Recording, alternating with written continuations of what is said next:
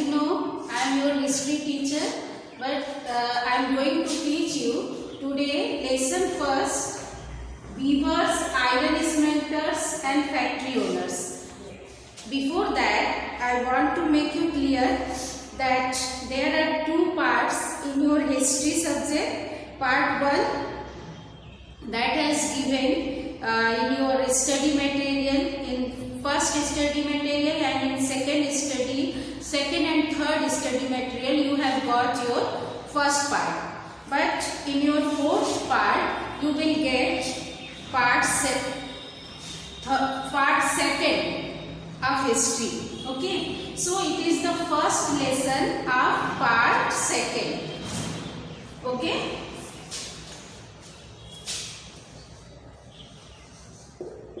Part second,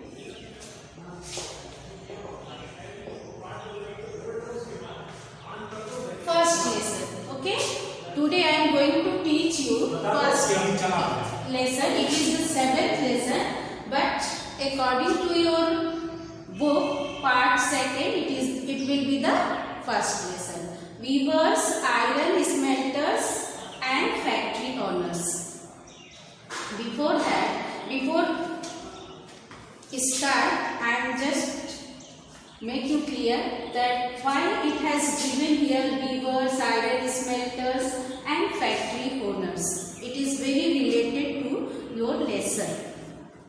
As you know, India was slave under British rule till many years, and there were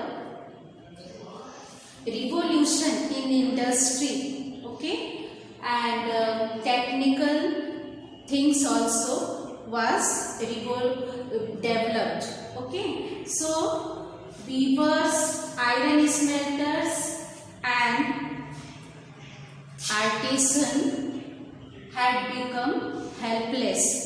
Their job has lost.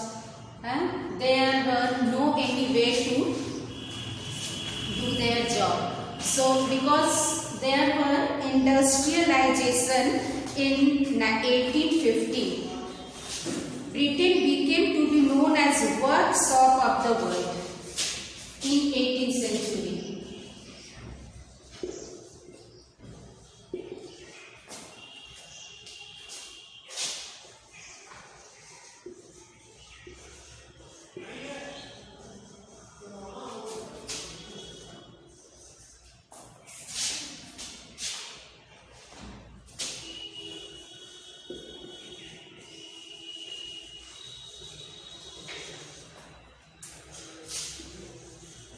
Workshop of the world.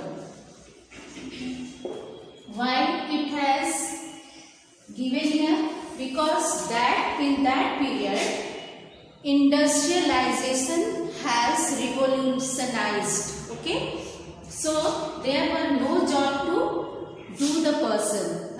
They have become jobless. So weavers, iron smelters and other factory owners has to face difficulties. Okay, they have no way to do their occupations. Okay, so first I hope you have understood the meaning of this lesson. I will make you clear reading the paragraph. So just open your book and look in your book. This chapter tells the story of the crafts and industries of India during British rule by focusing on two industries, namely textiles and iron and steel. Very important things to know. Textiles and iron and steel.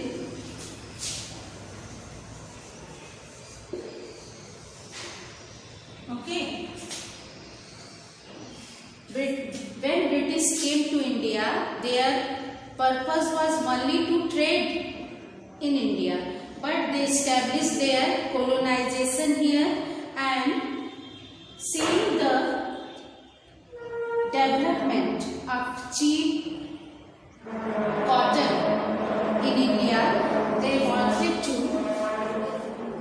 their these cottons in cheap rate, and they established their industry in Europe also. Okay. The industrialization of Britain had a close connection with the conquest and colonization of India. You have seen how the English East India Company's interest in trade led to occupation of territory. Underline this line. And how the pattern of trade changed over the decades. In the late 18th century, the company was buying goods in India and exporting them to England and Europe, making profit through this sale. With the growth of industrial production, British industrialists began to see India as a vast market for their industrial products. Okay, underline this line because it is very important to know. And over time, manufactured goods from Britain began flooding India. Means they bought cotton and iron and steel from India in cheap rate, and they produced things from their country and it is imported to India in cheap rate. Okay. So, weavers, iron smelters and factory owners have no job to do. Okay. How did this affect Indian crafts and industry? This is the question we will explore in this chapter. Now, turn over the page. Indian textiles and the world market. Okay. You can take a screenshot from here. Just I am going to erase it.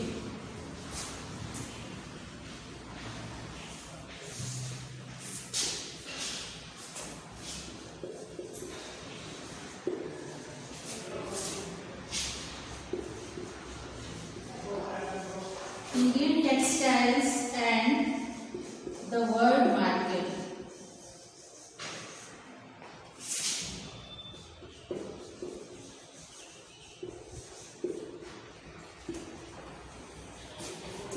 You have to know the meaning of this heading. Okay. Indian textiles and the world market. In India, cotton in the southwestern part of India, cotton is produced in large manner and they develop their industry in Europe, taking cotton from there in cheap rate. Okay, and they also exported that things to other countries also. Okay, so in the world it has famous. Indian textile had famous in the world that time when British ruled in India. Okay, just look in your book. Let us first look at textile production. Around 1750, before the British, it is page number 80, okay, first paragraph. Around 1750, before the British conquered Bengal, okay, India was by far the world's largest producer of cotton textile. Before conquering Bengal by the British, world's largest producer of cotton textile was India. Okay, but Indian textile had long been renowned both for their fine qualities and exquisite craftsmanship. Two things. Okay, fine qualities. It was famous. India was famous for fine qualities of cotton.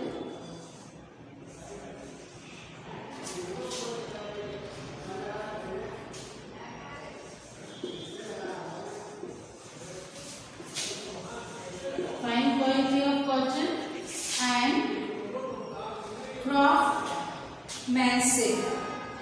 Okay.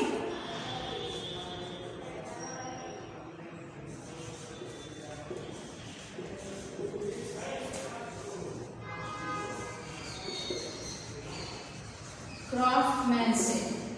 India was famous for both two things.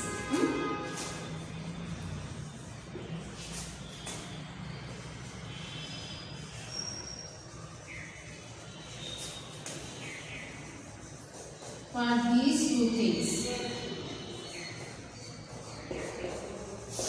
Okay. Just note in your copy.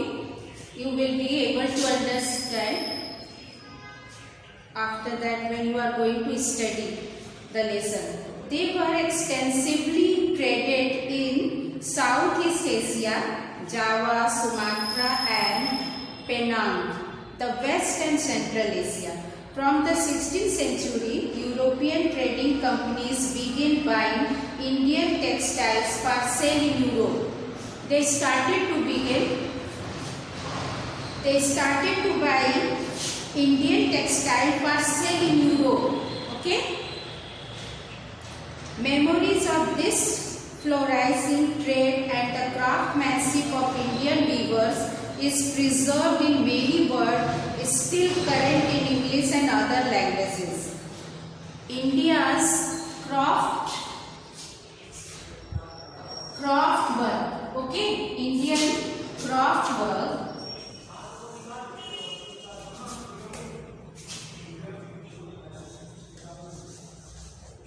Craft work was very famous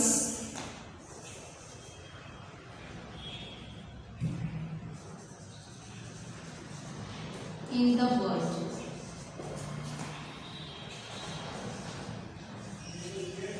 Okay. It is interesting to trace the origin of such words and see what they tell us.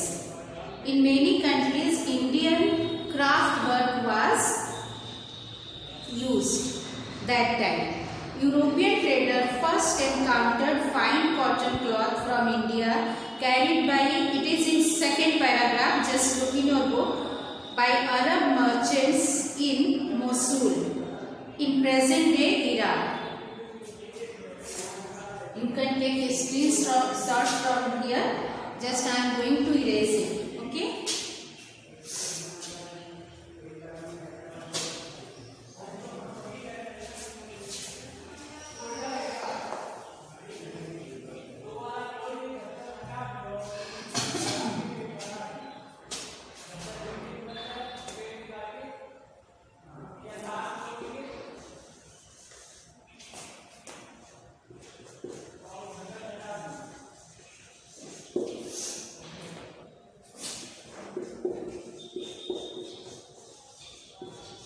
Mosul in present day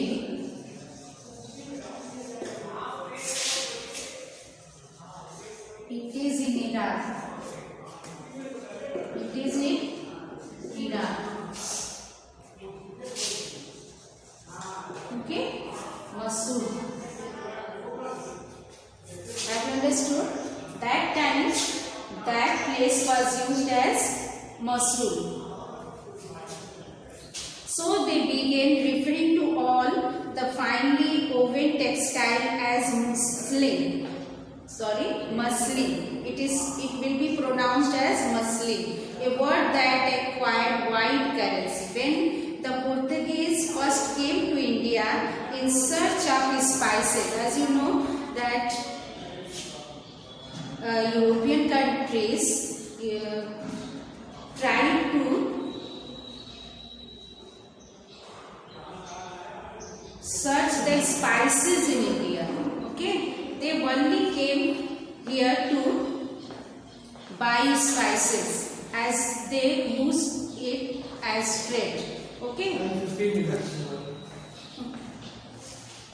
The cotton textiles which they took back to Europe along with the spices came to be called calico.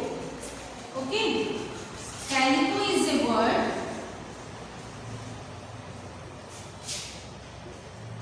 which is used for textile, derived from calicut. ठीक है?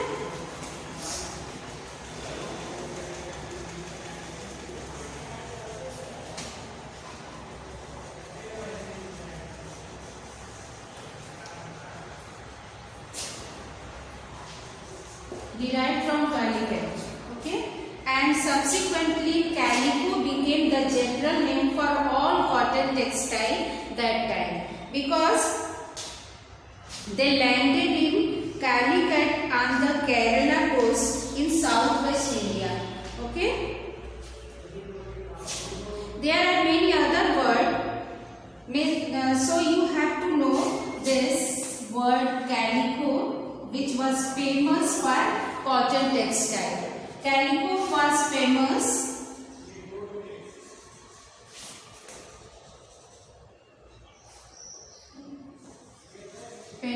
for cotton textile.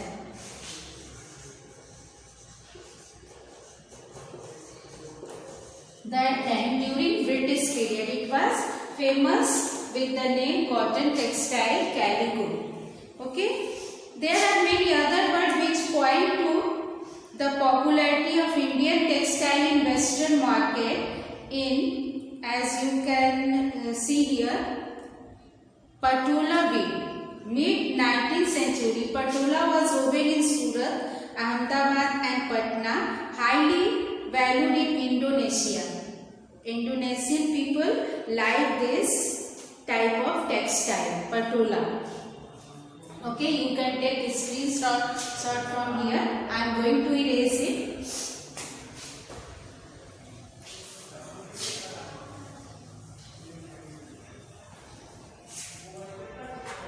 There was a word, Patola, used for cotton textile.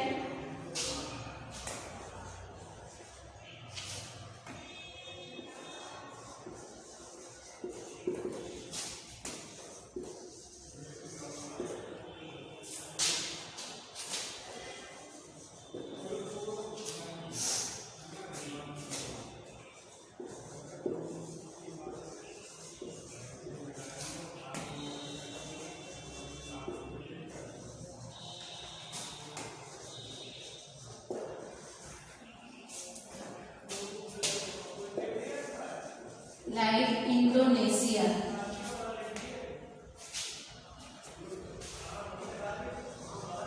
Okay, so have you understood that thing? Now there are many other words which point to the popularity of Indian textile in Western market.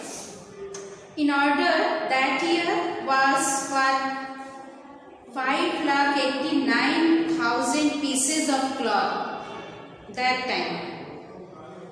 Browsing through the order book, you would have seen a list of 98 varieties of cotton and silk cloth. Okay, these were known by their common name in the European trade as pieces goods, usually woven cloth pieces, and were 20 yard long and 1 yard wide. Now just look in your page number 81. It has given the name of the type of textile used in India during the British period. Okay, Jamdani was also a kind of cotton textile which was woven here. Jamdani is a fine muslin on which decorative motifs are woven on the loom. Typically in grey and white, often a mixture of cotton and gold thread was used, as in the cloth in this picture also it has given. The most important center of Jamdani weaving were Dhaka. Okay, Dhaka in Bengal and Lucknow in the United Provinces. Okay, I am going to erase it.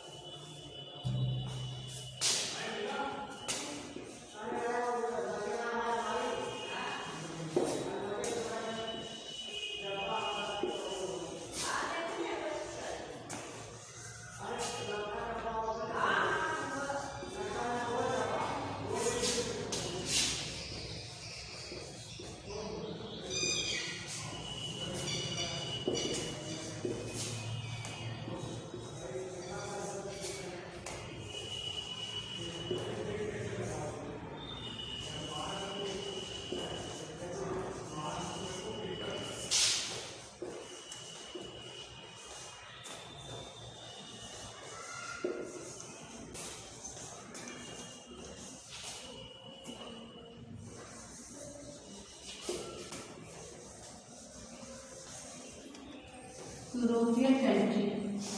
Jamtani was a kind of, just note it, was a kind of cotton textile print used during British period and liked by other European countries. Okay, so you can take a screenshot. It will be very helpful to understand the lesson. Okay, there was also a kind of bandhan print. Similarly, the word bandhan now refers to any brightly colored and printed scarf for the neck or head. Originally, the term derived from the word bandhan. Tie and dye, that was bandhan. Page number 82, just open and look here. And refer to a variety of brightly colored cloth produced through a method of tying and dyeing. It was, so you can take screenshot which will be helpful for you.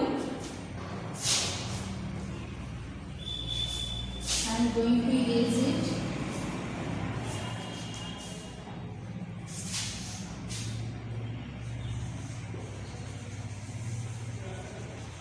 Bandhan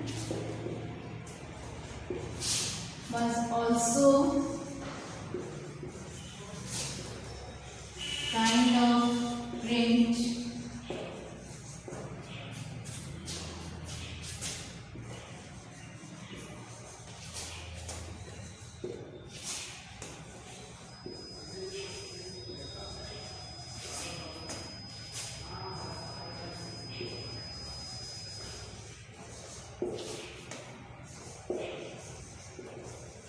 tying and dyeing.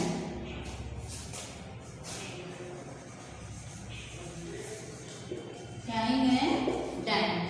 Okay, you can take a screenshot for this. There were other cloths in the order book that were noted by their place of origin: Kasim Bazar, Patna, Calcutta, Odisha. Okay, Charpur. These were the places of center for this kind of print. These places were the center for this kind of print. Bandhan, tying and dyeing print. Okay. Now turn over. Come in the page of 83. Indian textile in European market. There were competition between the European countries. Okay, for the cotton, for the Indian textile, wool and silk. By the early 18th century, worried by the popularity of Indian textile, wool and silk makers in England began protesting against the import of Indian cotton textile. They started to compete each other. Each country started to compete. In 1720, the British government enacted a legislation banning the use of printed cotton textile cheap in England. Interestingly, this act was known as Calico Act, which I have made it clear before. Calico Act, there was a ban for that. Okay. At this time, textile industries had just begun to develop in England. Okay, you can take a screenshot because I am going to erase it.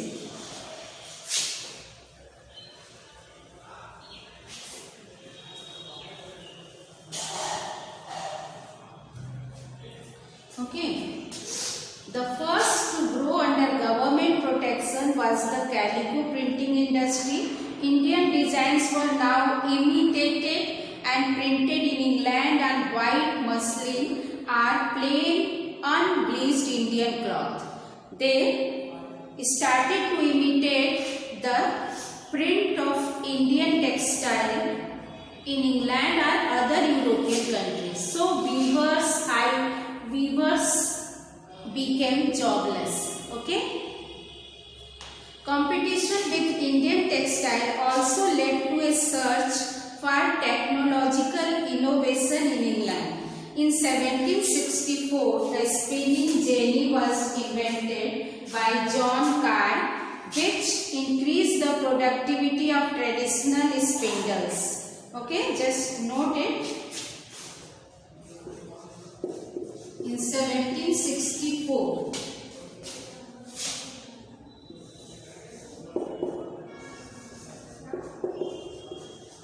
the spinning jenny was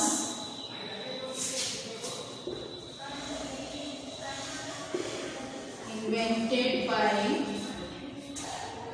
John Carr.